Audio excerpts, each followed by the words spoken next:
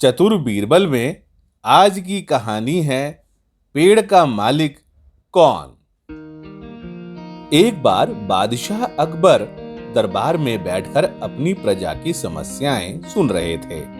सभी लोग अपनी अपनी समस्याएं लेकर बादशाह के सामने हाजिर हो रहे थे और तभी राकेश व महेश नाम के दो पड़ोसी अपनी समस्याएं लेकर दरबार में पहुंचे। इन दोनों की समस्या की जड़ थी इन दोनों घरों के बीच मौजूद फलों से लबालब भरा आम का पेड़। मामला ये था, आम के पेड़ का मालिकाना हक किसका है। राकेश कह रहा था कि पेड़ उसका है और महेश बोल रहा था पेड़ उसका है। वहीं महेश का कहना था कि वह पेड़ का असली मालिक है और राकेश झूठ बोल रहा है। पेड़ एक और मालिक दो का मामला बहुत उलझा हुआ था और दोनों में से कोई भी हार मानने को तैयार नहीं था। दोनों पक्षों की बातें सुनकर और सोच विचार करने के बाद बादशाह अकबर ने यह मामला अपने नवरत्नों में से एक बीरबल को सौंप दिया। मामले को सुलझाने और सच्चाई का पता लगाने के लिए बीरबल ने एक नाटक रचा। उस शाम बीरबल ने दो सिपाहियों से कहा कि वह राकेश के घर जाएं और कहें कि उसके आम के पेड़ से आम चोरी हो रहे हैं। उन्होंने दो सिपाहियों को महेश के घर जाकर भी यही संदेश देने को कहा। साथ ही बीरबल ने कहा कि यह संदेश देने के बाद वो उनके घर के पीछे छिपकर देखें कि राकेश और महेश क्या करते हैं।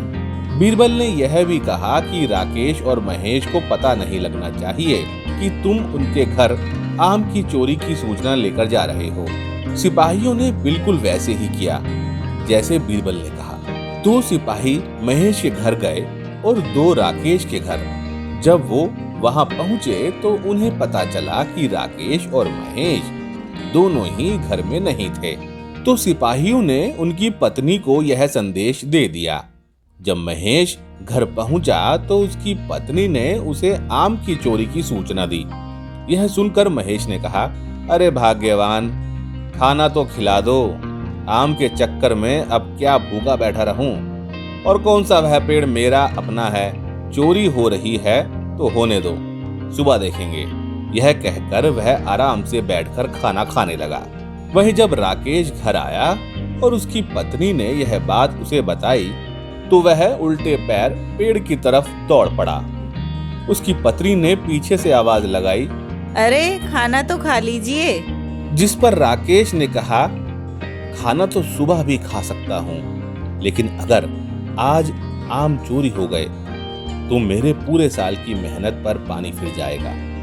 सिपाहियों ने दोनों के घर के बाहर छिपकर यह सारा नजारा देखा और वापस दरबार जाकर बीरबल को बताया। अगले दिन दोनों फिर से दरबार में हाजिर हुए। उन दोनों के सामने बीरबल ने बादशाह अकबर से कहा, जहां पना सारी समस्या की जड़ वह पेड़ है, क्यों ना हम वो पेड़ ही कटवा दें। ना रहेगा बांस, ना बजेगी बांसुरी। बादशाह अकबर ने इस बारे में राकेश और महेश से पूछा, इस बारे में आप दोनों का क्या ख्याल है। इस पर महेश ने कहा, हुजूर आपकी हुकूमत है, आप जैसा कहेंगे मैं उसे चुपचाप स्वीकार कर लूंगा। वहीं राकेश ने कहा, मालिक, मैंने 7 वर्ष तक उस पेड़ को सींचा है, आप चाहें तो उसे महेश को दे दीजिए, लेकिन कृपया करके उसे कटवाए ना। मैं आपके आगे हाथ जोड़ता हूँ। उन दोनों की बात सुनकर बादशाह अकबर ने बीरबल की तरफ देखा और कहा, अब आपका क्या कहना है बीरबल। इसके बाद बीरबल ने बादशाह को बीती रात का किस्सा सुनाया और मुस्कुराते हुए कहा, हुजूर, पेड़ एक और मालिक दो, ऐसा कैसे हो सकता है। कल रात हुई घटना और आज हुई इस बात के बाद यह साबित हो चुका है कि राकेश ही पेड़ का असली मालिक है और महेश झूठ बोल रहा है। यह सुनकर बादशाह ने बीरबल को शाबाशी दी।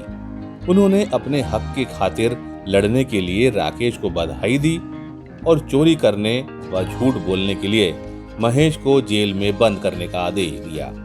इस कहानी से हमें यह सीख मिलती है कि परिश्रम किए बिना छल से किसी और की वस्तु चुराने का अंजाम बुरा ही होता है।